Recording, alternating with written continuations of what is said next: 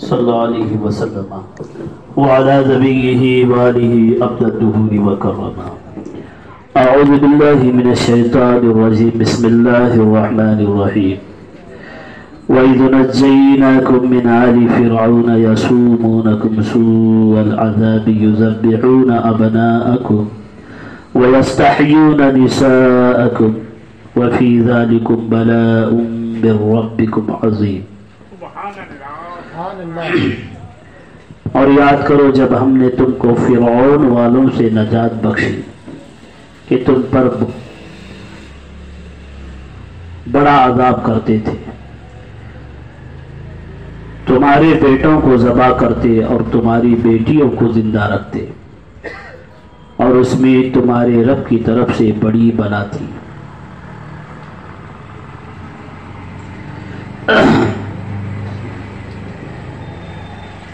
ما قبل کی آیات میں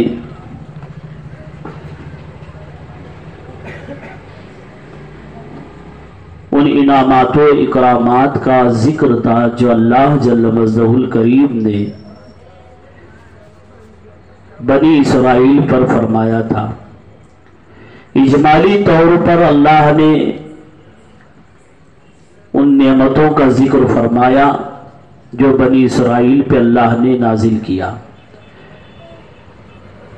اور اجمالی طور پر ذکر فرما کر انہیں متنبہ کیا، یاد کرو ہماری ان نعمتوں کو جو ہم نے تم پر نازل کیا، جو ہم نے تمہیں عطا کیا، اور میری ان نعمتوں کو تم شکر گزار ہو جاؤ۔ اب یہاں سے اللہ جل مجدہ الکریم نے تفصیلاً الگ الگ ان نعمتوں کا ذکر فرما رہا ہے جو بنی اسرائیل پر اللہ نے نازل فرمائے۔ بنی اسرائیل پر ہونے والے جو مظالم، فرعون کے جانب سے جو مظالم ان پر ڈھائے جا رہے تھے، بنی اسرائیل کا جینا دوبر ہو چکا تھا، تو اللہ نے بنی اسرائیل کو فرعون کے جبر و استبداد، ظلم و زیادتی سے بچا لیا، اور فرعون اور سارے فرعونیوں کو غرقاب کر دیا، اور اس کے تشدد سے بچا کر کے انہیں نجات عطا فرمائی بنی اسرائیل کو۔ اس میں اس نعمت کا، اس احسان کا ذکر ہے اس آیت کریمہ میں، جو فرعون ان کے اوپر جو مظالم ڈھاتا تھا اور کیسے کیسے مظالم ان کے اوپر ڈھایا پھر بنی اسرائیل پر، اس کا اس آیت میں ذکر فرمایا گیا ہے۔ سب سے پہلے آپ فرعون کو سمجھے۔ مصر کے بادشاہ کو فرعون کہا جاتا ہے، جو بھی وہاں بادشاہ مقرر ہوتا تو اسے فرعون کہا جاتا تھا۔ مختلف فرعون ہوئے ہیں، حضرت ابراہیم علیہ السلام کے زمانے کا فرعون الگ، اسی طرح حضرت یوسف علیہ السلام کے زمانے کا فرعون الگ۔ مختلف بادشاہ مصر پر مسلط ہوئے، ان کے نام مصری لوگ انہیں اپنی زبان میں فرعون کہا کرتے، جس طرح ہمارے فارسی زبان میں بادشاہ، اردو زبان میں شہنشاہ، ایسے ہر زبان میں جو حاکم ہوتا ہے اس کا نام رکھا جاتا ہے۔ ایسے ہی فرعون بھی جو ہے ایک لقب تھا مصر کے بادشاہوں کا۔ حضرت موسیٰ علیہ السلام کے زمانے کا جو فرعون تھا اس کا نام ولید ابن مصعب تھا۔ یہ اصفہان کا رہنے والا بڑا غریب عطر فروش تھا، عطار تھا۔ یہ اصفہان ایک علاقہ ہے، وہاں کا رہنے والا ولید ابن مصعب غریب تھا، اور یہ عطر فروش تھا، عطر بیچا کرتا تھا۔ لوگوں سے قرضہ وصول کر کے اپنے اوپر ڈھیر سارا قرضہ لاد لیا، اور جب ادا کرنا نہیں ہوا اس کے ہاتھ سے تو یہ اصفہان چھوڑ کر ملک شام آ گیا۔ ملک شام میں معاش کے ارادے سے یعنی روزی روٹی کمانے کے ارادے سے آیا تھا، وہاں اسے کوئی کام نہیں بنا، پھر وہاں سے یہ مصر کا رخ کیا۔ کون؟ ولید ابن مصعب، جو فرعون کا حضرت موسیٰ علیہ السلام کے زمانے کا جو فرعون تھا۔ تو جب یہ مصر آیا تو وہاں پر وہ روزی روٹی کمانے کا ذریعہ ڈھونڈنے لگا، تو اس نے وہاں دیکھا کہ یہاں تربوز جو ہے دیہاتوں میں تو کم دام میں بکتا ہے، اور یہی تربوز شہروں میں جانے کے بعد بڑی قیمت میں فروخت ہوتا ہے۔ تو اس کے ذہن میں یہ بات آئی کہ میں گاؤں سے تربوز اٹھا لوں اور شہر میں لے جا کر کے بیچوں۔ جب اس کے دماغ میں یہ بات آئی تو ڈھیر سارے تربوز اس نے جمع کر لیے، اور جمع کرنے کے بعد یہ شہر کی طرف نکل پڑا۔ جیسے شہر کی طرف یہ تربوز لے کر کے نکلا، راستے میں ٹیکس وصول کرنے والے جو حکومتی کارندے ہوتے ہیں، ٹیکس گاڑیاں وغیرہ کا چالان کاٹتے ہیں نہیں، ویسے ہی جگہ کھڑے تھے۔ جب ولید ابن مصعب لے کر کے نکلا بہت سارے تربوز، راستے ہی میں ٹیکس وصول کرنے والوں نے، موصول وصول کرنے والوں نے ایک ایک کر کے سارے تربوز اس کے ختم کر دیے۔ آخر میں ایک ہی تربوز اس کے پاس بچا۔ شہر پہنچنے تک سارے تربوز اس کے ختم ہو گئے، اور ساتھ میں ایک ہی تربوز اس کے پاس تھا۔ اس نے سوچا یہاں کی حکومت میں تو بڑی بد نظمی ہے، یہاں ہر کوئی جو ہے وہ ٹیکس وصول کر رہا ہے، مزدوروں سے ٹیکس وصول کر رہا ہے۔ اس نے جب دیکھا کہ بد نظمی تو بہت ہے یہاں پر، یہاں تو ہر کوئی جو ہے لوٹنے کے چکر میں ہے مصر میں، تو اس کے دماغ میں ایک بات آئی، میں بھی یہ دھندا شروع کر دوں۔ تو یہ جا کر قبرستان میں بیٹھ گیا، اور جو بھی مردہ دفن کرنے کے لیے آتے تو کہا میں حکومت کی جانب سے یہاں پر مقرر ہوں، اور مردوں پر بھی اب ٹیکس لاگو ہو گیا ہے، جو بھی دفن کرے گا اسے 5 دینار دینا ہوگا تب دفن کرے۔ اب وہاں جو بھی آتا دفن کرنے کے لیے، دفن کرنے والوں سے 5 دینار لیتا اور ان کو دفن کرواتا۔ وہاں قبرستان میں بیٹھے اس نے چند سالوں میں بہت زیادہ مال اکٹھا کر لیا۔ ایک دن ایسا معاملہ پیش آیا کہ حکومت کا ہی کوئی وزیر تھا، اس کا انتقال ہوا، لوگ اسے دفن کرنے کے لیے آئے، یہ نہیں جانتا تھا، ان سے بھی مانگ پڑا اور کہا کہ میں حکومت کا کارندہ ہوں، مجھے یہاں پر موصول وصول کرنے کے لیے مقرر کیا گیا، ٹیکس وصول کرنے کے لیے۔ تو ان لوگوں نے اسے پکڑا اور وہاں کا مصر کا جو اس وقت بادشاہ تھا اس کے پاس لے کر کے یہ ولید ابن مصعب کو لے کر حاضر ہوئے۔ بادشاہ نے جب اسے پوچھا تم نے ایسے کیوں کیا، تو ولید ابن مصعب نے کہا کہ میں آپ تک پہنچنے کا ایک طریقہ اختیار کیا، ویسے میں آپ تک پہنچنا چاہتا تو مجھے کوئی آپ تک پہنچنے نہیں دیتا، تو میں آپ تک پہنچنے کے لیے یہ طریقہ اختیار کیا ہے۔ اور پھر اس نے کہا کہ آپ کے ملک میں بڑی بد نظمی ہے، ہر کوئی ٹیکس وصول کر رہا ہے، غریبوں کا خون لوگ چوس رہے ہیں، ہر طاقتور کمزور پر بھاری ہے، ان کے مال لوٹ رہے ہیں ناجائز طریقے سے۔ اور دیکھیے کہ میں چند سالوں میں کتنا مال اکٹھا کر لیا ہوں، جب میرے جیسا آدمی آپ کے ملک میں لوگوں کو دھوکہ دے کر کے اس طرح مال کما سکتا ہے تو اور عہدے داروں کا کیا حال ہوگا۔ وہ سارا جو اس نے وصول کیا تھا وہ سارا مال بادشاہ کے دربار میں رکھ دیا۔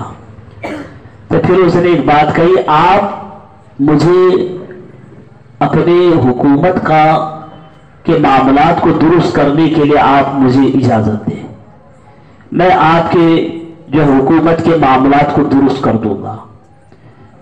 تو بادشاہ نے اس کی اس ادا کو پسند کیا اور اس کی بات کو بھی پسند کیا، کرتے ہوئے اس کو ایک معمولی سا عہدہ دے دیا، اور اس نے وہ طریقے اختیار کیے جو پبلک کو بھی خوش کرتے تھے اور بادشاہ کو بھی خوش۔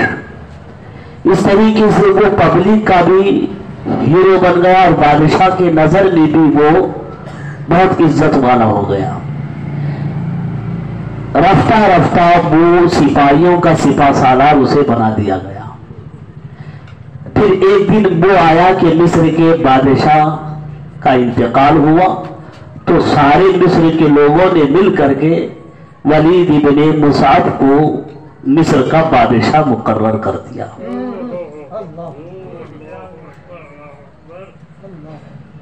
یہ حضرت موسیٰ علیہ السلام کے زمانے کا فرعون ہے۔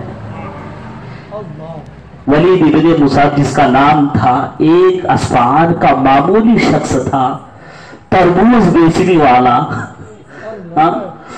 تو قبرستان میں بیٹھ کر کے مردوں کا ٹیکس اصول کرنے والا مصر کا بادشاہ بن بیٹھا۔ اور جیسے ہی یہ تخت پر سوار ہوا تو اس نے ایک عام اعلان کر دیا کہ لوگ آج سے میرے سامنے اور مجھے سجدہ کریں۔ سب سے پہلے اس کو اس کا جو وزیر تھا حامان، اس نے سجدہ کیا۔ اس طریقے سے اس نے بزور سلطنت، بزور طاقت، سپاہیوں کے زور پر لوگوں سے اپنے سامنے سجدہ کروانے پر مجبور کر دیا۔ لیکن وہاں بنی اسرائیل بھی آباد تھے۔ بنی اسرائیل کسی صورت اس کو سجدہ کرنے کے لیے تیار نہیں ہوئے۔ بہت کوشش اس نے کیا بنی اسرائیل کو بھی وہ اپنا، ان کا بھی وہ مسجود بن جائے، ان کو بھی اپنے سامنے جھکائے، لیکن بنی اسرائیل کسی صورت تیار نہیں ہوا۔ ایک دن اس نے بنی اسرائیل کے سرداروں کو طلب کیا، طلب کر کے انہیں ڈانٹا اور دھمکیاں دی، لیکن اس کے باوجود بھی بنی اسرائیل اس کو سجدہ کرنے کے لیے تیار نہیں ہوئے۔ ان کے اوپر زیادتیاں، ظلم و استبداد کا بازار گرم کیا، یہاں تک کہ اس نے حکم دیا کہ کڑھائیوں میں زیتون کا تیل ڈال کر کے اسے کھولایا جائے، اور جو مجھے سجدہ نہ کرے بنی اسرائیل میں سے انہیں ان کھولتے ہوئے تیل میں ڈالا جائے۔ ہزاروں کی تعداد میں لوگوں کو پکڑ پکڑ کر کے اس نے جو ہے بنی اسرائیل میں سے جو اسے نہیں سجدہ کرتا اسے تیل میں جلا دیتا، لیکن اس کے باوجود بنی اسرائیل ان ساری تکلیفوں کو جھیلتے رہے، وہ فرعون کو سجدہ کرنے کے لیے تیار نہیں ہوئے۔ ظلم و استبداد کا اس نے اس قدر بازار گرم کیا کہ ان کے جوانوں کو اپنا غلام بنا لیا، ان کے عورتوں کو اپنے گھر کی باندیاں بنا دیا، ان کے بوڑھوں کو کام و کاج میں لگا دیا، مختلف کاموں میں بنی اسرائیل کو لگا دیا۔ ہر چھوٹا سے چھوٹا کام ان سے لیتا، ہر چھوٹا سے چھوٹا، معمولی سے معمولی، جیسے کہ ٹوائلٹ صاف کرنے کا کام، نالے صاف کرنے کا کام، سب بنی اسرائیل سے لیتے۔ اور جو قبطی لوگ تھے، جو بنی اسرائیل یعنی فرعون جن کا بادشاہ مقرر تھا، اس قوم کو قبطی کہا جاتا ہے، فرعونی بھی کہا جاتا ہے۔ فرعونی لوگ بنی اسرائیل کو اپنا غلام تصور کرتے۔ جب انہوں نے دیکھا کہ بادشاہ کو ہمارے یہ سجدہ نہیں کر رہے، تو سب فرعون اور سارے فرعونیوں نے ان پر ظلم ڈھانا شروع کر دیا اور ان کو جبرن اپنا غلام بنا دیا، ان کے بوڑھوں کو کام کاج میں لگا دیا، ان کے بوڑھیوں کو کام کاج میں لگا دیا، ہر ذلیل سے ذلیل کام ان سے لینا شروع کر دیا۔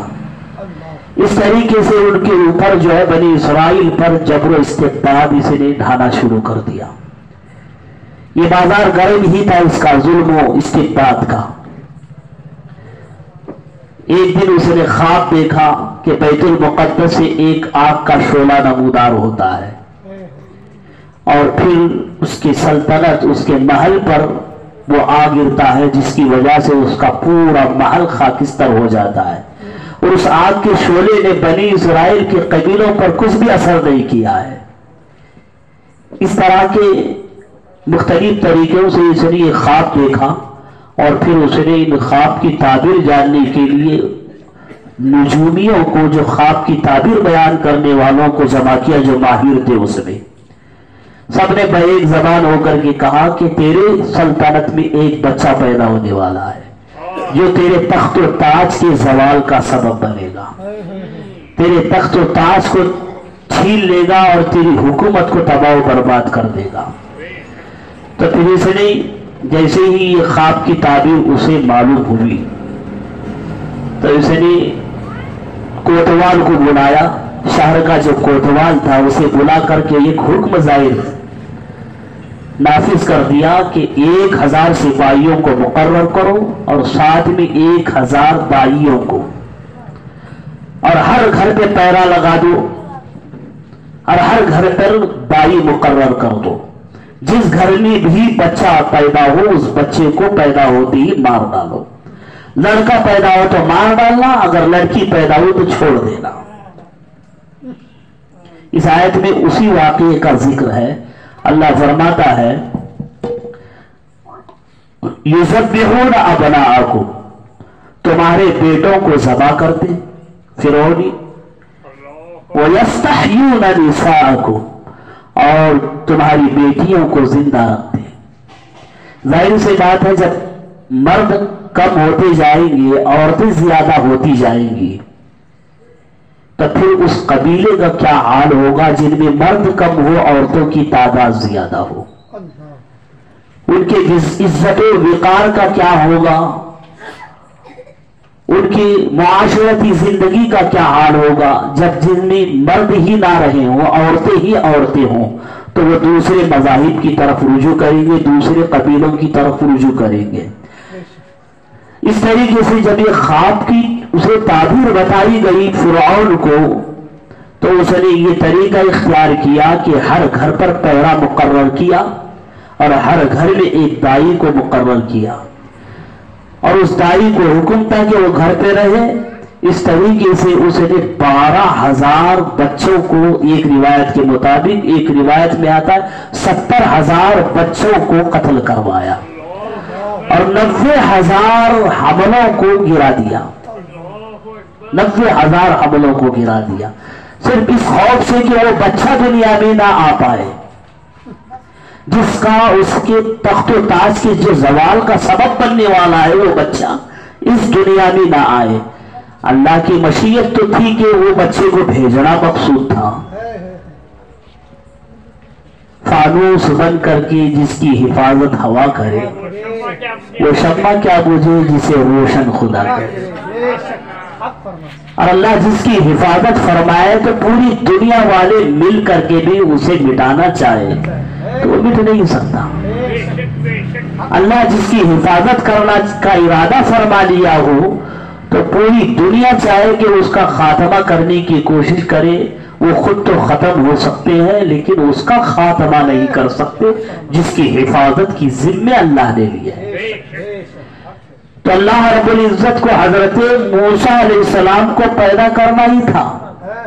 یہ سلسلہ برات چلا فرعونیوں کا، بچوں کو قتل کرنے کا، اس قدر ان میں بچے مارے گئے۔ ایک روایت کے مطابق 12,000، ایک روایت کے مطابق 70,000، اس طرح کا ان کے اوپر ظلم و استبداد کا بازار گرم کیا۔ اور خدا کی قدرت دیکھے کہ بنی اسرائیل میں بھی بچوں کے قتل کے ساتھ ساتھ بوڑھے بھی فوت ہونے لگے دھیرے دھیرے، کثرت سے ان میں اموات کا واقعہ پیش آنے، مرنے کے واقعات پیش آنے لگے، بوڑھے بھی انتقال کر رہے تھے اور بچے بھی، جوان بھی۔ تو فرعون آئے بادشاہ کے، یعنی فرعون کے دربار میں آ کر کے کہا کہ ایسا ہے کہ ہم ان کے بچوں کو تو قتل کر رہے لیکن پھر بنی اسرائیل کثرت سے مر رہے ہیں، اگر اس طرح ان کے بچوں کو بھی ہم مارنے لگے، اس طرح ان کے بوڑھے اور جوان بھی مرتے جا رہے ہیں تو ان کا تو خاتمہ ہو جائے گا، پھر ہماری خدمت گزاری کرنے والے کون ہوں گے؟ پھر ہم کسے اپنا غلام بنائیں گے؟ ہمارا کام کاج نالے اور ٹوائلٹ باتھ روم اور ہماری گندگی کون اٹھائے گا؟ پھر درخواست کی کہ یہ سلسلہ بند کیا جائے، تو پھر فرعون نے حکم دیا 1 سال بچوں کو ذبح کیا جائے گا، 1 سال بند۔ خدا کی قدرت دیکھے کہ جس سال بچوں کو قتل کی رکاوٹ کا سال تھا، اس سال حضرت ہارون علیہ السلام پیدا ہوئے جو حضرت موسیٰ علیہ السلام کے بڑے بھائی ہیں، اور جس سال بچوں کے قتل کرنے کا سال تھا اس دن حضرت موسیٰ علیہ السلام پیدا ہوتے ہیں۔ جبکہ حضرت موسیٰ علیہ السلام کے والد ماجد کا نام عمران ہے، اور آپ کے والدہ ماجدہ کے نام میں اختلاف ہے۔ کئی مفسرین نے کہا کہ آپ کی والدہ کا نام آئز ہے۔ حضرت آئز جو حضرت موسیٰ علیہ الصلوۃ والتسلیم کی والدہ ماجدہ ہے، وہ امی سے ہوئی، اور امید والی عورت کو جانتے دور سے دیکھتے ہی لوگ پہچان لیتے ہیں کہ یہ حمل سے ہے، لیکن خدا کی قدرت دیکھیں حضرت آئز جو ہے حمل سے تھی، لوگوں کو پتہ بھی نہیں چلتا یہ امید سے ہے، لوگوں کو پتہ بھی نہیں چلتا کہ یہ امید سے ہے۔ اور حمل کی مدت جب پوری ہوئی، ولادت کا وقت جب قریب آیا، تو وہاں دائی موجود ہے گھر میں، جو فرعون کی جانب سے مقرر کی ہوئی ہے، اور دروازے پر سپاہی مقرر ہے، اور حضرت موسیٰ علیہ الصلوۃ والتسلیم کی ولادت کا وقت قریب آ چکا ہے، یہاں تک کہ حضرت موسیٰ علیہ الصلوۃ والتسلیم کی ولادت ہوتی ہے۔ حضرت موسیٰ علیہ السلام کی پیدائش ادھر ہوتی ہے، جیسے ہی دائی کی نظر حضرت موسیٰ علیہ السلام کے چہرے پر پڑتی ہے تو اللہ نے آپ کو وہ کمال کا حسن و جمال عطا فرمایا تھا، اور وہ روشنی آپ کے چہرے میں تھی کہ دائی دیکھتے ہی ان پر عاشق بن گئی۔ بجائے سپاہی کو خبر کرنے کے حضرت موسیٰ علیہ السلام کی والدہ سے کہتے اے بچے کی ماں، تیرا بچہ تو بہت پیارا ہے اور میں اس پر دل نچھاور کر بیٹھی ہوں، میری بات سن، تو اس کی پرورش کر، اور میں کسی طرح تیرے اس بچے کے بچاؤ کی صورت اختیار کرتی ہوں۔ پھر اس نے ایک بکری کا بچہ لے کر اسے ذبح کیا، اور ایک ہانڈی میں ڈال کر سپاہی سے کہا کہ اس عورت کو بچہ لڑکا ہوا تھا اور میں نے اس کو مار دیا، اب دفن کرنے کے لیے لے جا رہی ہوں۔ اس طریقے سے وہ دائی وہ سپاہی کو تو چکما دے دی، ادھر حضرت موسیٰ علیہ الصلوۃ والتسلیم کی پرورش ہو رہی ہے گھر میں۔ کاہنوں نے بتایا کہ وہ بچہ پیدا ہو چکا ہے، ادھر فرعون کو بتا دیا تیرے جو حکومت تخت و تاج کے زوال کا سبب ہے وہ بچہ پیدا ہو چکا ہے۔ فرعون نے اپنے کارندوں اور سپاہیوں کو اور کوتوالوں کو طلب کیا اور ان کو بری طرح ڈانٹا، میں نے تمہارے پر ایک کام مقرر کیا تھا اور تم نے اسے مکمل نہیں کیا۔ کہا کہ ہم نے تو ہر گھر کے بچے کو قتل کیا ہے سوائے عمران کے بیٹے کے، ہم نے نہیں قتل کیا، لیکن دائی نے ہمیں بتا دیا کہ وہ دائی نے اسے مار دیا ہے، لیکن اس کے علاوہ جتنے بچے تھے سب ہم نے اپنے ہاتھوں سے مار ڈالا ہے۔ تو جیسے ہی فرعون کو معلوم ہوا کہ سپاہیوں نے نہیں قتل کیا ہے، دائی نے خبر کر دی ہے، تو فوراً سپاہیوں کو حضرت موسیٰ علیہ الصلوۃ والتسلیم کے گھر روانہ کیا، اس کے گھر کی تلاشی لی جائے، عمران کے گھر کی۔ جیسے ہی سپاہی پہنچے تو حضرت موسیٰ علیہ الصلوۃ والتسلیم اپنی بہن حضرت مریم کے گود میں کھیل رہے تھے، اور گھر میں والدہ ماجدہ بھی ہے اور آپ کے بھائی حضرت ہارون بھی ہے۔ جیسے سپاہیوں کے آنے کی اطلاع ہوئی، ہڑبڑا اٹھے، گھبرا گئے، سپاہی آ گئے، تو حضرت جناب جو حضرت مریم جو حضرت موسیٰ علیہ السلام کی بہن تھی، وہ مریم نہیں، حضرت مریم ان کی جو حضرت عیسیٰ علیہ السلام کے زمانے کی جو مریم تھی وہ مریم نہیں ہے، یہ مریم الگ ہے۔ ان کی حضرت موسیٰ علیہ السلام کی بہن کا نام بھی مریم ہے۔ حضرت عیسیٰ علیہ السلام کی والدہ کا نام بھی مریم ہے، ہاں ان کا بھی نام مریم ہے۔ حضرت موسیٰ علیہ السلام کی بہن کا نام بھی مریم ہے۔ تو جناب مریم نے گود میں لیا ہوا تھا حضرت موسیٰ علیہ السلام کو، سپاہیوں کے آنے کی جیسے اطلاع ہوئی ان کے ہوش اڑ گئے۔ بڑی محبتوں سے پالا تھا، ابھی 40 دن کے بھی نہیں ہوئے تھے۔ تو حضرت مریم نے اس بچے کو تندور جانتے آپ، بڑا چولہا ہوتا ہے جس میں تندور کی روٹیاں بنائی جاتی ہے، ڈھابوں میں ہوتا ہے اس میں روٹیاں بنائی جاتی، وہ تنور جل رہا تھا، اس میں لے جا کر حضرت موسیٰ علیہ السلام کو گھبرا کے حالت میں اس میں ڈال دیا۔ حضرت مریم نے انہوں نے سوچا کہ اگر بچے کو انہوں نے زندہ پا لیا تو ان کے ساتھ ہم بھی مارے جائیں گے، کسی ایک کو بھی نہیں چھوڑیں گے، اس لیے لے جا کر کے تنور میں حضرت موسیٰ علیہ السلام کو ان کی بہن نے ڈال دیا۔ اور جیسے ہی ماں کو خبر پہنچی، ادھر ماں بے ہوش ہو گئی، ہوش ہی نہیں رہا ہوگی کہ سپاہی آ گئے گھبرا کر کے۔ سپاہی آئے اور پھر چھان بین کی، بچے کو نہیں پایا، پھر واپس چلے گئے۔ کچھ دیر کے بعد حضرت موسیٰ علیہ السلام کی والدہ ماجدہ ہوش میں آئی، ادھر بہن کو بھی ہوش نہیں رہا کہ وہ بچے کو کہاں رکھی ہے۔ روایتوں میں آتا ہے کہ جب ہوش میں آئے تو بچے کو ڈھونڈنے لگے تو اتفاق اس تنور سے رونے کی آواز آنے لگی، جا کر دیکھا گیا تو وہ تو آگ گلزار بن گئی ہے اور حضرت موسیٰ علیہ السلام اسی میں کھیل رہے ہیں۔ سبحان اللہ۔ اور پھر بڑی محبت سے آپ کی والدہ ماجدہ نے اٹھایا اور گلے سے لگا لیا، اور پھر انہوں نے سوچا اس بچے کو رکھنا بہت مشکل ہے، اب کوئی دوسرا طریقہ اختیار کیا اس کی حفاظت کا، اگر یہاں رکھ کر کے ہم اس کی پرورش کریں کسی نہ کسی طرح فرعون کو بھنگ لگ جائے گی۔ اس لیے انہوں نے محلے کے ایک بڑے کو طلب کیا، روایتوں میں تفسیر کی کتابوں میں اس بڑے کا نام بھی آیا ہے، مانوس نام تھا۔ مانوس بڑے کو بلایا اور اسے رازدارانہ گفتگو کی اور اس سے کہا کہ ایک صندوق ہمیں بنا کر کے دے دو، ایک چھوٹا سا صندوق جو اس میں اتنے سال کا بچہ آ جائے۔ اس نے پوچھا کس لیے؟ صاف صاف آپ کی والدہ ماجدہ نے پورا واقعہ سنایا بچے کا اپنے، اور اسے عہد دیا کہ تم بادشاہ تک یہ بات مت پہنچانا۔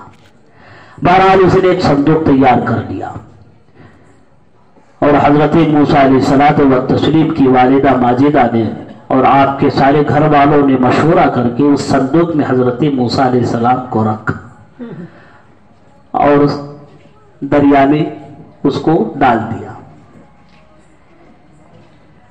لیکن یہ سارے معاملات ہو رہے ہیں، حضرت موسیٰ علیہ السلام کی والدہ ہے، مطمئن ہے، ابن ظالم اللہ نے ان کو سکون و اطمینان عطا فرمایا۔ اولاد کی جانب سے ماں کس طرح بے چین و بے قرار ہو جاتی ہے، اور جب اسے یہ معلوم ہو جائے کہ اس کے بچے کو ذبح کیا جائے گا تو کتنا درد اور تکلیف ہوگا۔ تو لیکن حضرت موسیٰ علیہ السلام کی والدہ ماجدہ مطمئن ہے، پرسکون ہے ان سارے معاملات کو کرنے میں۔ آپ حضرت موسیٰ علیہ السلام کو تابوت میں رکھ کر کے آپ نے دریا میں ڈال دیا اور وہ تابوت بہتا چلا گیا۔ آپ کی والدہ ماجدہ نے اپنی بیٹی یعنی موسیٰ علیہ السلام کی بہن جو تھی حضرت مریم سے کہا کہ تم دیکھنا کہ تابوت کہاں تک جاتا ہے، اس وقت تک دیکھتے رہنا جب تک تمہارے آنکھوں سے یہ اوجھل نہ ہو جائے۔ مقرر کر دیا۔ اتفاقاً دیکھیں خدا کی قدرت دیکھیں آپ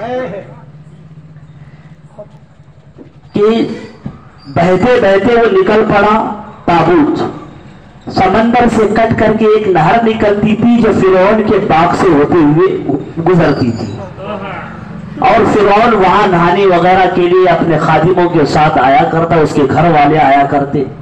فرعون کی ایک بیٹی بھی تھی، فرعون کی بیوی آسیہ تھی، وہ آ کر اس نہر میں نہایا کرتی تھی۔ تو بجائے سیدھا گزر جانے کے وہ تابوت فرعون کے باکس میں گھس گیا.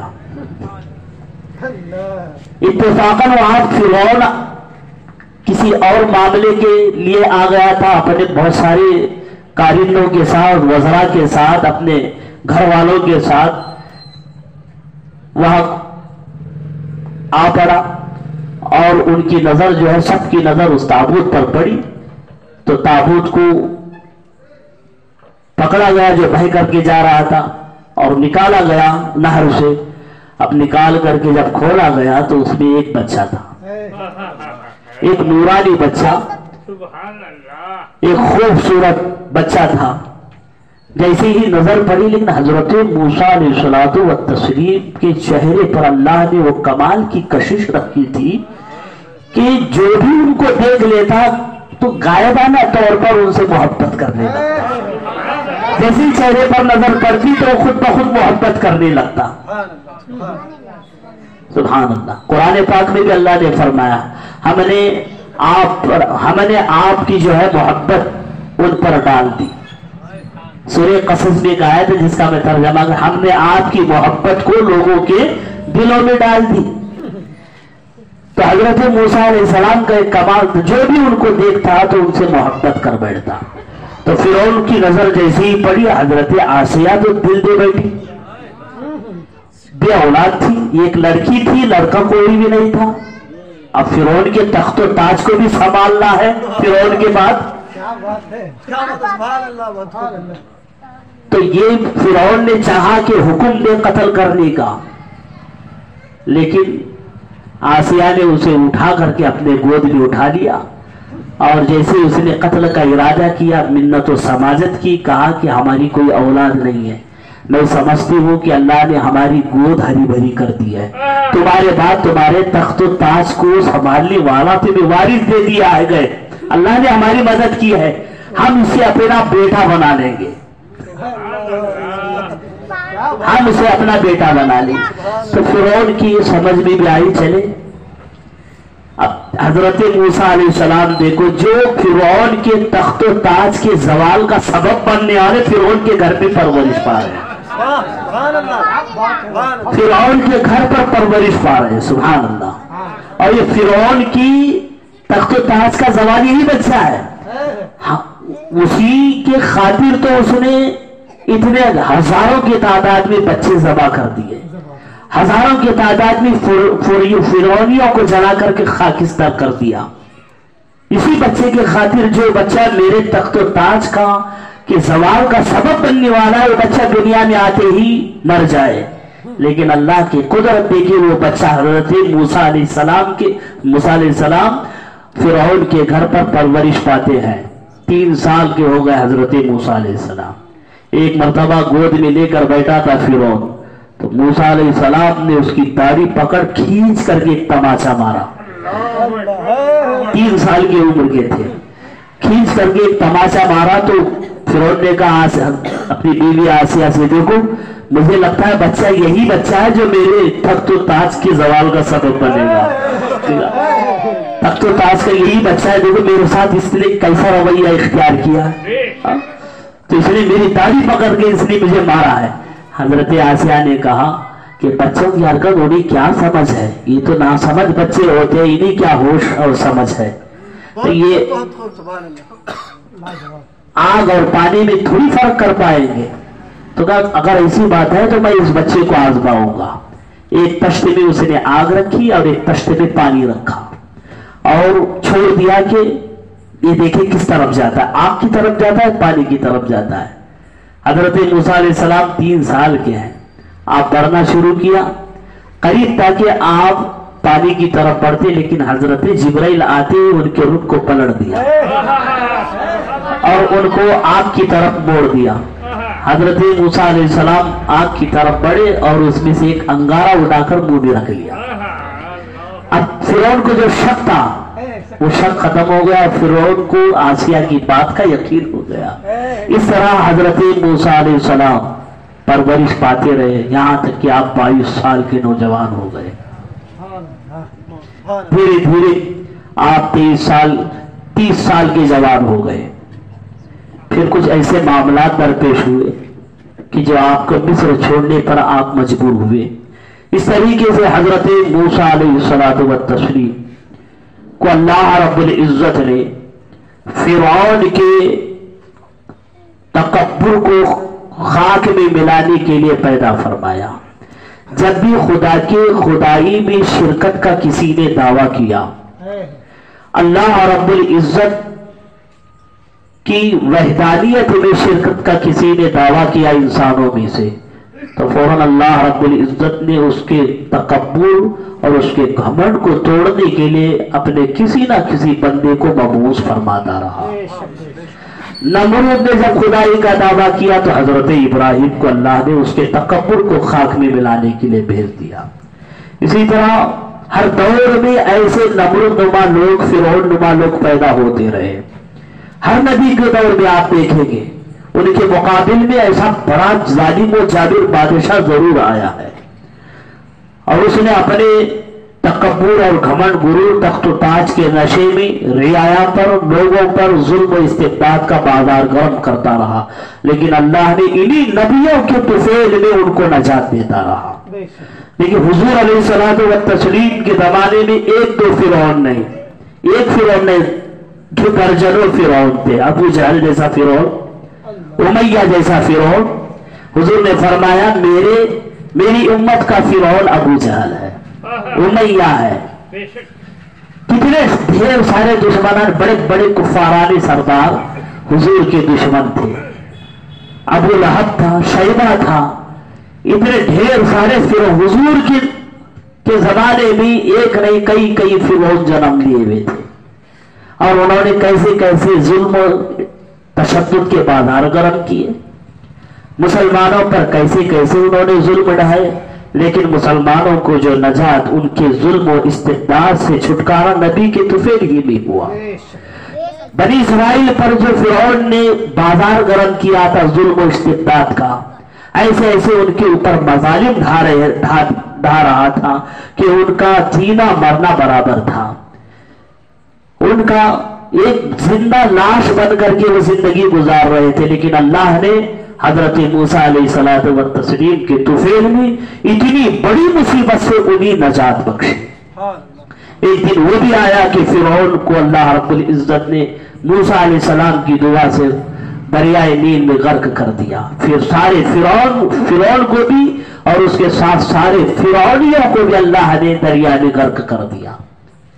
وہ بھی واقعہ قریب آئے گا، تو آپ اندازہ لگا اللہ رب العزت کی قدرت اور اس کی مشیت کے خلاف کوئی نہیں جا سکتا۔ کوئی انسان اللہ کی مشیت کے خلاف کرنا چاہے، ایک انسان کیا پوری دنیا کے انسان مل کر کے بھی اللہ کی مشیت کو بدلنا چاہے، اس کی مشیت کو نہیں بدل سکتے۔ تو دیکھیں اتنی پابندیوں کے باوجود، اتنی سخت پابندیوں کے باوجود فرعون کی رسائی موسیٰ علیہ السلام تک نہ ہو پائی۔ فرعون حضرت موسیٰ علیہ السلام کو قتل نہ کر سکا، اتنے سخت پہرے اس نے لگا دیے تھے، اس کے باوجود حضرت موسیٰ علیہ السلام دنیا میں آئے، پرورش پائے، اور فرعون کے گھر میں رہ کر بڑے ہوئے کاپی کر کے۔ اور دوسری بات یہ کہ حضرت موسیٰ علیہ الصلوۃ والتسلیم کے زمانے میں ایک سامری نام کا بھی شخص تھا، اور اس کا بھی نام موسیٰ تھا۔ اس زمانے میں جو بھی بچے، جب فرعون نے جب یہ حکم نافذ کر دیا تھا جس گھر میں بھی جو بچہ پیدا ہو، اگر وہ لڑکا ہے تو اسے قتل کر دینا۔ کچھ بچوں کی کچھ ماؤں نے ایسی پرورش کی چھپا چھپا کر فرعون سے، ان بچوں میں سے حضرت موسیٰ علیہ السلام تو تھے ہی، ایک سامری نام کا شخص تھا جس کا نام بھی موسیٰ ہی تھا۔ اور جس طرح حضرت موسیٰ علیہ السلام کی پرورش میں فرشتوں کا دخل تھا، ویسے ہر بچے کی پرورش میں جو بھی جس ماں نے بھی چھپا کر کے فرعون اور فرعونیوں سے بچے کو جنم دیا تھا اور اس کی پرورش کرنے کے لیے کہیں نہ کہیں چھپا رکھا تھا، اس کی پرورش غائبانہ طریقے سے فرشتوں کے ذریعے ہو رہی تھی۔ انہیں میں سے سامری نام کا شخص تھا، اس کا نام بھی موسیٰ ہی تھا، اس کی پرورش بھی ویسے ہی ہوئی، اس کا ذکر آگے آئے گا۔ अब देखें, फरिश्ते हजरत जिब्राइल अलैहिस्सलातु व तस्लीम इस साबरी के पास आते और अपनी उंगली उसके मुंह में रखते, और उसके जब भी वो भूख का एहसास उसे होता, प्यास की शिद्दत उसे सताती, जिब्राइल अलैहिस्सलाम आते, उसके मुंह में उंगली लगते, उसके जरिए से उसे उसकी भूख मिट जाती, उसे उसकी गिज़ा उसे मैसर होती। इसी तरह साबरी भी बड़ा होता गया। हजरत जिब्राइल अलैहिस्सलातु व तस्लीम ने उसकी परवरिश की, लेकिन देखिए ये साबरी जो इसका नाम भी मूसा था, वो परवरिश पा रहा हजरत जिब्राइल अलैहिस्सलाम के जरिए। हजरत मूसा अलैहिस्सलाम फिरौन के घर में रह करके परवरिश पा रहे हैं। हजरत मूसा अल्लाह के मुकर्रब नबी बन गए, और ये जो सामरी जिसका नाम मूसा न था, ये काफिर बन गया। उसका जिक्र आगे आएगा। यह बताना मकसद यह है कि इसका जिक्र मैंने इसलिए छेड़ा कि जिसकी असल में गंदगी हो, वो कितनी ही पाक जगह परवरिश पाए, आखिरकार उसकी फितरत उस पर गालिब ही हो। जिसकी फितरत साफ सुथरी हो, कहीं भी रहे, उसकी जो है फितरत साफ सुथरी सिफत ही उस पर गालिब आ जाती है। जरूरी नहीं है कि कोई पाक और पवित्र जगह रहता हो वो बंदा भी पाक और पवित्र ही हो। ऐसा जरूरी नहीं है कि मदीना और मक्का में रहने वाले सारे के सारे जो है वो पक्के मुसलमान हो। कोई दलील में लोग पेश करते हैं वो मदीने की में हुजूर के दरबार में रहते हैं, कोई वहाबी सड़ा हुआ वहाबी हुजूर की खिदमत में है, हुजूर के दरबार में है, तो दरबार में रहने से वो मुसलमान नहीं हो सकता। जिनकी फितरत ही गंदी हो वो कहां भी रहे, कहीं भी रहे। आज मदीना मुनव्वरा पर तसल्लुत किसका है, मक्का पर तसल्लुत किसका है? सड़े हुए वहाबी हैं, सड़े हुए देवबंदी हैं। क्या वो मदीना मुनव्वरा में रहने से, वहां के बाशिंदे होने से अब वो हमें उसी ये नहीं कि वो बहुत अजमत वाले हो गए। उनकी फितरत गंदी थी, कितनी भी पाक जगह हो रहे तो वो गंदे ही रहेंगे। और जिनकी फितरत साफ सुथरी हो, कहीं भी हो, वो आशिक़े रसूल रहेंगे, आशिक़े रसूल ही रहेंगे। इस जिम्मे में मैं एक वाकया सुनाने की कोशिश करूं, लंबा चौड़ा है लेकिन वक्त उस बात की इजाजत नहीं है। इश्क़े रसूल घर दिल में है तो आप कहीं भी रहो, कहीं भी मरो, आपकी लाश बारगाह रिसालत में हाजिर हो जाए। आप मर रहे होंगे हिंदुस्तान में, लेकिन आप की रूह पहुंच रही होगी मदीना मुनव्वरा। और अगर आपके दिल में मोहब्बत रसूल नहीं है, फितरत नापाक गंदी है, तो मदीने में भी इंतकाल करो तो आपका लाशा वहां नहीं रह पाएगा। मदीने में भी मर जाओ तुम तो तुम्हारी रूह मदीने में नहीं रहेगी। और मोहब्बत रसूल सच्चा है तो दुनिया के किसी भी इलाके में मर जाओ तो रूह हाजिर हो जाएगी दरबारे रिसालत। फितरत साफ सुथरी होना। लेकिन सामरी को हजरत जिब्राइल ने पाला तो ये काफिर का काफिर था, क्योंकि फितरत गंदी थी। मूसा अलैहिस्सलाम फिरौन के घर में रहकर बड़े हुए, क्योंकि फितरत पाक थी, अल्लाह के नबी बन गए। साफ सुथरी थी, अल्लाह के नबी बन गए। फितरत साफ सुथरी हो तो वो कहीं भी रह जाए तो वो साफ सुथरा ही रहता है, फितरत है। सामरी का जिक्र आगे आएगा कि उसकी शरारतें कितनी थी, उसने कैसी कैसी शरारतें की। और ये मुनाफिक था हजरत मूसा अलैहिस्सलाम के जमाने का, पक्का मुनाफिक था। जैसे कि अब्दुल्ला इब्ने उबई जो है हुजूर के जमाने का पक्का मुनाफिकों का सरदार था, ये उस दौर का मुनाफिकों का सरदार था साबरी, उसका नाम भी मूसा ही था। उसका जिक्र आएगा, उसने हजरत मूसा अलैहिस्सलाम के कौम में बुत परस्ती को ईजाद किया, बछड़े की परस्तिश करने को ईजाद किया, बछड़े को खुदा बना दिया। इस तरीके से बहुत सारे उसके जो हालात है वो आगे की आयतों में उसका जिक्र आएगा। बहरहाल इस आयत से बनी इसराइल पर जो अल्लाह ने एहसानात फरमाए कि उन पर ये जुल्म फिरौनी लोग ढाया करते थे, उनके बेटों को ज़बा करते थे, उनकी बेटियों को छोड़ देते थे। इस तरीके से एक जमाना दराज तक ये जुल्म इन पर फिरौन ढाता रहा, लेकिन इस जुल्म से, इस तशद्दुद से, इस तकलीफ से उन्हें नजात اللہ نے حضرت موسیٰ علیہ الصلوۃ والتسلیم کے طفیل ہی بھی دی.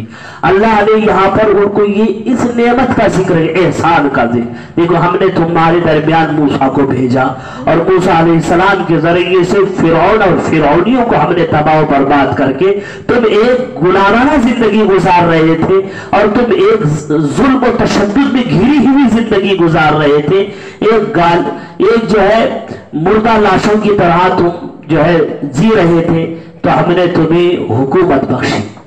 موسیٰ علیہ السلام آئے اور پھر موسیٰ علیہ السلام کے توسل سے فرعون تباہ و برباد ہوئے اور پھر اسرائیلیوں کی حکومت نافذ ہوئی. اسرائیلیوں کا جو بول بالا ہوا، وہ تخت و تاج انہوں نے حاصل کیا. اس طریقے سے ان کی عزت و وقار کو اللہ نے سمیہ تک پہنچا دیا. اس نعمت کا ذکر کر کے بنی اسرائیل کو یہ متنبہ کیا جائے میرے اس احسان کو یاد کرو. دیکھیں یہ حضور کے زمانے کے بنی اسرائیل سے کہا جا رہا ہے، یہودیوں سے کہا جا رہا ہے، جبکہ ان کے باپ دادا پر یہ احسان ہوا تھا. باپ دادا پر یہ احسان ہوا بول کے ہی یہ حضور کے زمانے کے بنی اسرائیل موجود ہیں. اگر وہ حضرت موسیٰ علیہ السلام ان کی مدد کے لیے حاضر نہ ہوتے اور اگر اللہ حضرت موسیٰ علیہ السلام کو نہ بھیجتا تو فرعون سب کو تباہ و برباد کر دیتا. جب وہ سبھی ختم ہو جاتے تو حضور کے زمانے میں کہاں ہوتے یہودی؟ تو یہ انہی کہا جا رہا تمہارے باپ داداؤں پر اللہ نے احسان کیا، تم پر بھی احسان ہوا ہے. اس لیے کہ وہ بس یہ بول کے تم آئے ہو آج، اگر وہ سنے رہتے تو تم کہاں سے آتے؟ تمہارے باپ داداؤں پر ہم نے احسان کیا، انہوں نے ناشکری کی، ناشکری کر کے نام و نشان ختم ہوا ان کا. تم بھی ویسی حرکت نہ کرو. دیکھو اپنے باپ داداؤں سے عبرت حاصل کرو اور میرے نبی آخر الزمان پر ایمان لاؤ، بڑا تمہارا حال بھی تمہارے باپ داداؤں جیسا ہی ہوگا. اتنا بڑا ہم نے ان پر احسان کیا تھا. فرعون کی ظلم و استبداد تھے، ان سے بچا لیا تھا، انہوں نے ناشکری کرنے نہیں چھوڑی. ناشکری کا یہ نتیجہ تھا کہ پھر ان کے اوپر جو ہے ذلت و خواری مسلط کر دی. ایسا تمہارے ساتھ بھی نہ ہو. ان کو متنبہ کیا جا رہا، ان کے باپ دادا کے حالات کو ذکر کر کے موجودہ دور کے یہودیوں کو متنبہ کیا جا رہا ہے، حضور کے زمانے کے یہودیوں کو متنبہ کیا جا رہا ہے تمہارا بھی حشر ایسے نہ ہو. تو اس سے معلوم ہوا کہ نعمتوں کی ناشکری انسان کو ذلت و خواری میں مبتلا کر دیتی. بے شک بے شک. یہ بنی اسرائیل کے تنبیہ کے بطور تنبیہ تھا، لیکن ہر مسلمان کے لیے اس میں تنبیہ ہے. اللہ کی نعمتوں کی ناشکری کبھی نہیں کرنا چاہیے. ہمیشہ انسان کو اللہ کا شکر گزار بندہ بن کر رہنا چاہیے کہ اللہ رب العزت نے بندوں پر اپنے بے شمار نعمتیں نازل فرمائی. بیماریاں عطا فرمائی ہے تو بیماریوں کے ساتھ ان دعاؤں ان کے کا علاج بھی اللہ نے فرمایا ہے.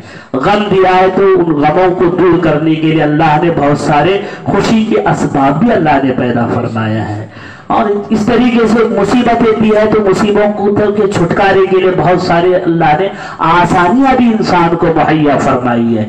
تم اللہ کی نعمتوں کو شکر گزار کرو، شکر گزار بنتے رہو. دیکھ لو اس لیے کہ اللہ کی جانب سے جو تمہارے لیے نعمتیں وہ تو نعمتیں ہیں ہی، لیکن اللہ کی جانب سے جو بندوں کو تکلیفیں ملتی ہے وہ بھی نعمت ہی ہے، وہ بھی نعمتیں ہیں. ایک مسلمان کے لیے اللہ کی جانب سے ملنے والی جو کچھ بھی تکلیفیں ہیں اس کے لیے اس کی دنیاوی زندگی میں نعمت ہی ہے. وہ اس تکلیفوں کے ذریعے بے شمار اس کے درجات بلند ہوتے ہیں، اس کے گناہ معاف ہوتے ہیں. اگر وہ تکلیفوں کے وقت صبر کرتا ہے تو اللہ اس کے درجات کو بلند کرتا ہے. تو ایک مومن کے لیے اللہ کی جانب سے ملی ہوئی آنے والی تکلیف بھی نعمت ہے. جب وہ بندہ اس تکلیف پر صبر کر لیتا ہے تو اس کے اللہ درجات بلند کر دیتا ہے، اس کے گناہوں کا کفارہ بنتے ہیں. یہ تکلیفیں اس کے گناہوں کا کفارہ بنتے ہیں. اس لیے ہر حال میں اللہ کا شکر گزار بندہ بننا چاہیے. اللہ رب العزت کی بارگاہ میں دعا ہے کہ مولا تعالی ہمیں اپنا شکر گزار بندہ بنائے، اس کی نعمتوں پر اور اس کی تکلیفوں پر ہمیں شکر ادا کرنے والا بندہ بنائے. استغفر اللہ الذی لا الہ الا هو الحی القیوم غفار الذنوب وستار العیوب واتوب الیہ وما علینا الا البلاغ.